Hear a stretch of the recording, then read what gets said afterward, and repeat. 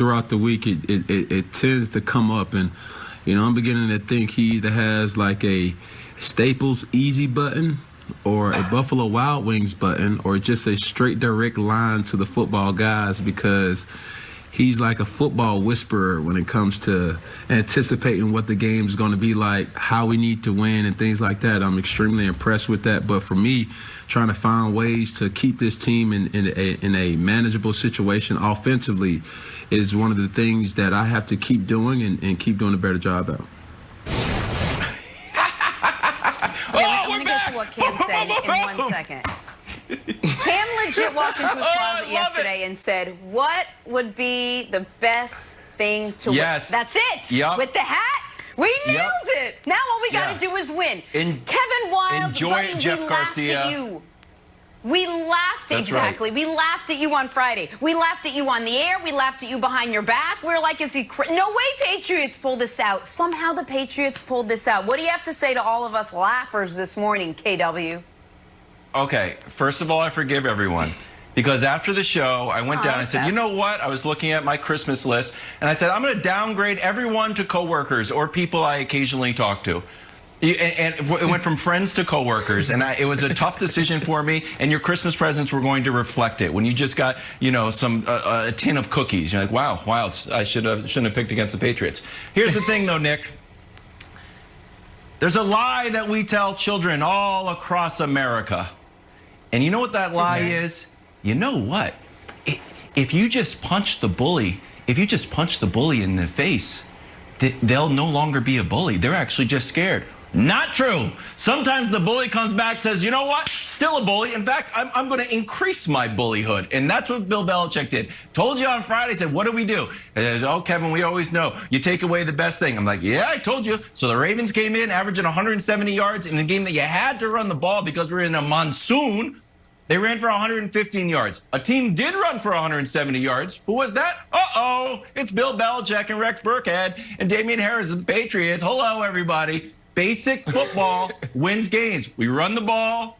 We don't turn the ball over. And we've got one little trick play. Jacoby Myers throwing the ball. Just love it. That's a little Josh McDaniels sprinkle, a little salt-based sprinkle on the offensive game plan. So I've got advice for everybody. If you want to stay in my good graces, don't root against the Patriots. You don't have to. But go to fanatics.com and you can order, Nick, you can order more stuff. You can order your Texans gear. You can order the Cardinals gear because that's who the Patriots up against. And if we get to over 500 or get in the playoffs, oh boy, it's going to be bad news for Tua. It's going to be bad news for the Chiefs. Oh, I know you're from Pittsburgh, Brandon. Bad news for the Steelers. You don't want to see us anymore. The bully's back, Nick. The bully is back. So here's the listen. So first, let me give Wildes credit. There's no problem. There's a bit of a problem. Thank you. But Wildes deserves credit for believing in his team in the face of what I thought was an impossible task, which was beating the Ravens in a game the Ravens really needed in conditions that actually I thought weren't necessarily going to favor the Ravens, but a team that is that run heavy, I thought they'd be fine in the rain and the wind that was expected for Sunday night. Instead, the Ravens couldn't snap the ball. They were a mess in multiple phases of the game, and the Ravens do appear, and we haven't talked about it enough, to desperately miss their all-pro left tackle, who they gave $100 million to, and then he got knocked out for the season a couple weeks ago. It's a great win by the Patriots, and it is a vintage Belichick performance. Bill Belichick reminded everyone that we still need to put respect on his name. I was out here saying, was Brian Flores, had he replaced him as the best coach in the AFC East? Belichick said, not so fast, my friend. The problem for the Patriots, however, Brandon, does become, do they have enough time to make up the ground they've already lost, especially with Miami surging and with that devastating loss they had to Buffalo a few weeks ago? I don't think they do, but, Brandon, I have to give Wildes credit in this regard. You could have written their season off had they lost yesterday.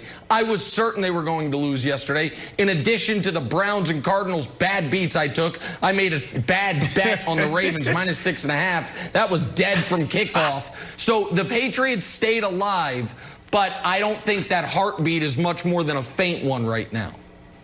Yeah, I mean, you're right, Nick. They don't have enough time. But I want to go back to Wilds. Wilds, buddy, let's go back to Friday. We had Mike Vick on, and Nick and Jenna. Everybody was against you. I said verbatim, I'm riding with you. That's exactly what I said. Do you not remember that? So I feel like we both should be on this pedestal right now for giving these amazing takes Monday morning. I said, I'm riding with you. No. Do you not remember that? Brandon Wild's correct. Brandon Marshall. Brandon Marshall. So. You said, I'm riding with you. And on a scale of 1 to 10, I said I'm riding with you. I'm a 2. You said you were a 2. So like you were you were not riding with me. I was hitchhiking on the side of the road, and you said I'm riding with you, and you opened up the door, and then you did one of those. You kept going, and I had to chase you like a fool. You're not riding with me. You're not riding with me. But we're back to being friends. All right, Brandon, let's talk some receiver rankings now. DeAndre Hopkins, Hail Mary catch, that stole the show this weekend. Last week, you said, besides the fact that you're riding with you, meaning Wilds, last week you also said DK Metcalf is the best wide receiver in football. Did Nuke's catch catapult him over DK in your receiver rankings? Yeah, I mean, all year when I answer this question, I'm always looking at both DK Metcalf and DeAndre Hopkins. Now, if I'm an executive, if I'm a general manager, if I'm an owner right now, and I'm building my team from scratch, and I got to take the wide receiver, I'm probably going to take DK Metcalf because of the upside. This kid has shown to be able to learn very quickly. Came in raw. He wasn't able to put his foot in the ground at the top of his routes, but he's developed at an extremely fast pace. And then the deep ball, he does a great job of really making plays in the passing game. However, another thing that I look at when I'm breaking down a wide receiver, there's 32 number one jobs, but there's really only 10 probably number one wide receivers. And when I look at it, I got to see a guy that can beat one-on-one. I got to see a guy that can stand up in big moments. And I kind of broke this down on Friday.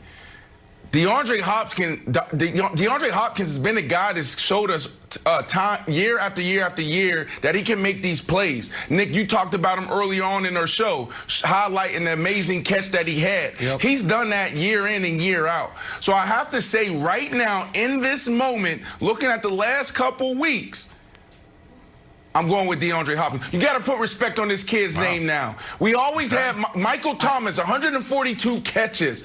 You have Julio Jones, is Mr. Consistent, 1,500, 1,600 yards.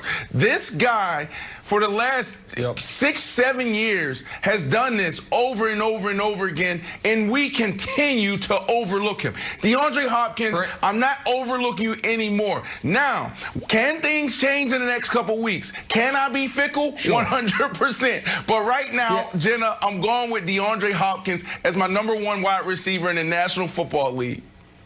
I've got a very, very quick, wildly controversial take the audience can consider during the break. There is no best wide receiver in the NFL right now. There are 6 eligible candidates. There is the title belt right now is vacant. Jenna, it's a vacant belt, and there's 6 contenders vying for it. Wilds can fake snore all he wants. It's the right take. There is no best receiver in the NFL right now. Consider that.